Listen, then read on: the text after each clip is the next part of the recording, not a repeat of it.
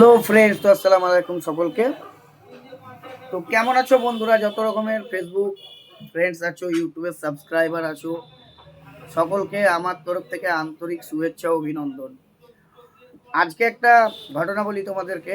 আমার একটা বন্ধু 12 চাকা মালিক, 12 চাকা গাড়িতে দুর্গাপুরে ফ্যাক্টরি থেকে রড লোড করেছে।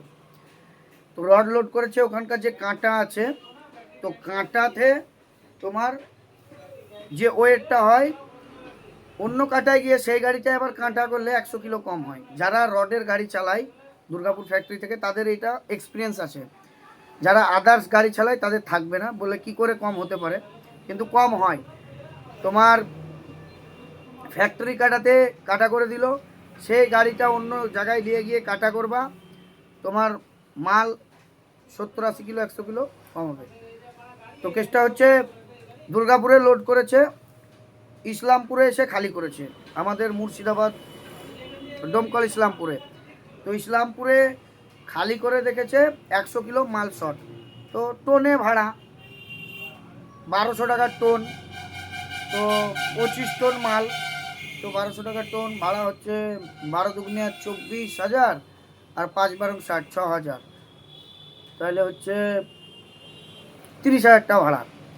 30,000 ভাড়া দিয়েছে, ঠিক আছে, কিন্তু ওই যে 100 কিলো মালটা শর্ট হয়েছে না, ওই 100 কিলো মাল শর্টের জায়গাতে ভাড়ার টাকাটা শুধু কাটেনি, মালের দামটাই পুরো কেটে নিয়েছে। 1 টন রডে কেটেছে 6,000 টাকা, আর মালের ভাড়ার দরুন কেটেছে 1200 টাকা, 7,200 টাকা। তো তোমরা যেসব ড্রাইভার রডে গাড়ি চালাও, যাদের এক্সপিরিয়েন্স আছে, তারা বাদে আদার্স কোনো গাড়ির মালিক বা ড্রাইভার যদি রড লোড করাও ভাই, তাহলে আগে জেনে লিও সেই পার্টি কিংবা সেই ফ্যাক্টরি সম্বন্ধে, যে এই ফ্যাক্টরিতে কি মাল লোড করলে মাল অ্যাকচুয়ালি শর্ট হয় নাকি শর্ট হয় না। যদি শর্ট হয় তাহলে খুব সাবধান, কারণ তুমি গাড়িটা ঘুরিয়ে নিয়েছে যে 10,000 ক্যাশ বাঁচবে, তোমার যদি 7,000 কেটেই নেয়, তা তোমার 3,000-এ গাড়ি লোড করার চাইতে একদিন দাঁড়িয়ে অন্য মাল লোড করাটাই আমার জ্ঞানে বেটার দেন, তাই তো নাকি? তা গাড়ির ব্যবসা সমস্ত রকম এক্সপিরিয়েন্স, যারা যে ডিপার্টমেন্টে আছে, যারা কাঁচামাল মারে, তারা জানে গাড়ি লেটে যদি পৌঁছায় তো মার্কেটে ভাড়া কেটে নিবে। দেখা যাচ্ছে কাঁচামালের বাজার বেশিরভাগই ভোরবেলাতে হয়, 3টে থেকে শুরু, 4টে থেকে শুরু। দেখা যাচ্ছে গাড়িটা 2-3 ঘন্টা লেট হলো, বেশির দরকার নাই, 3টে থেকে মার্কেট, তুমি 3 ঘন্টা ফারাক্কা জাম্পে পড়লা, শিলিগুড়ি যাচ্ছ, তো তোমার সেই 3 ঘন্টা লেট হয়ে গেল। 3টেয় পৌঁছানোর কথা ছিল, 6টার সময় পৌঁছালাম, তো সেই 3 ঘন্টার জন্য পার্টির বাজার শেষ, তোমার ভাড়া কেটে নিবে।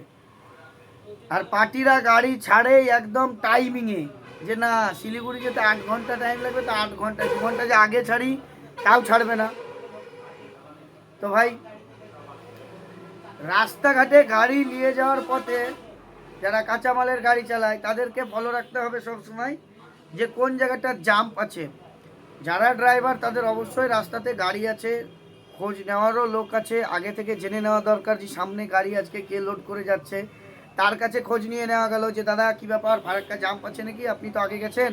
যদি বলে না গুরু ক্লিয়ার, তাহলে তো কোনো ব্যাপারই নাই। আর যদি বলে জাম্প আছে, তাহলে পজিশন নিতে হবে, 4 লাইন রাস্তায় ওভারটেক করে ডান দিকের রাস্তা ধরে পয়সা খাইয়ে যেতে হবে। 250, 100, 200 খরচা হলেও তোমার ভাড়াটা তো কাটবে না ভাই, যে 5,000 টাকাটা ভাড়া খাচ্ছে আমার, হোক না 200-300 খরচ। কারণ আমি জানি, আমি একটা গাড়ির মালিক হিসাবে। তারপরে অনেক ক্ষেত্রে কি হয়, ভাড়া করে আমরা লোড করে যাই, পার্টি ঠিকঠাক মালও পৌঁছে যায়, কিন্তু দেখা যাচ্ছে 1-2 হাজার টাকা ভাড়া কম দেয়। এটা কি হয়, ট্রান্সপোর্টার খেয়ে নেয় টাকাটা, যে 30,000 অ্যাডভান্স দিয়েছে, তোমার হাতে 25 ধরিয়ে দিল, 5,000 টাকা কেটে রেখে দিল, ওর দেখা যাচ্ছে 2,000 টাকা কমিশন, 3,000 টাকা এক্সট্রা রেখে দিল।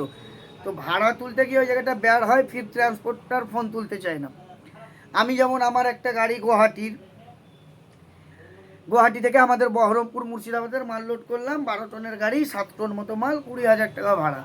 তো বললো দাদা, প্রথম চান্সে বললো যে দাদা 5,000 টাকা ব্যালেন্স রেখে পুরোটা অ্যাডভান্স করে দেওয়া হবে, বাদ বাকিটা যেটা থাকবে ওটা মাল খালি পরে পেয়ে যাবেন। ঠিক আছে, ভালো কথা, 15,000 অ্যাডভান্স দিয়ে দিল, ওর কমিশন কেটে নিল, ওখান থেকে লেবার লোডিং পয়সা কেটে নিল, গাড়ি এলো সুস্বাস্থ্যভাবে, পাকা মাল, লেটের কোনো ব্যাপার নাই, গাড়ি খালি করলো। তো খালি করার পরে আমাকে বললো দাদা চালানটা পাঠান, আমি মেরে দিচ্ছি। ঠিক আছে, আমি ড্রাইভারকে বললাম বেরিয়ে দিয়ে আমাকে চালানটা দে, যে ড্রাইভার আমাকে চালানটা দিল। তো চালানটা আমি নিয়ে ওকে হোয়াটসঅ্যাপ করলাম, দিয়ে বললো এটা কুরিয়ার করতে হবে। কুরিয়ারও করে দিলাম। সে শালা আজ অবধি ফোনও তোলে না, পয়সাও দেয় না। তাহলে এইসব ট্রান্সপোর্টারকে কী করতে হবে? সুযোগ পাবো, আবার গাড়ি যাবে, লোড করবে, রাস্তায় গাড়িটা নিয়ে এসে দাঁড় করাবো, দাদা পয়সা ডালো, পুরা টাকা শালা দিবে, পুরা যে মালটা লোড করবো তারও ভাড়া ক্লিয়ার হবে, যে আগেকার টাকাটা পাবো সেটাও ক্লিয়ার হবে। তারপরে গাড়ি এসে আনলোডিং পয়েন্টে লাগবে।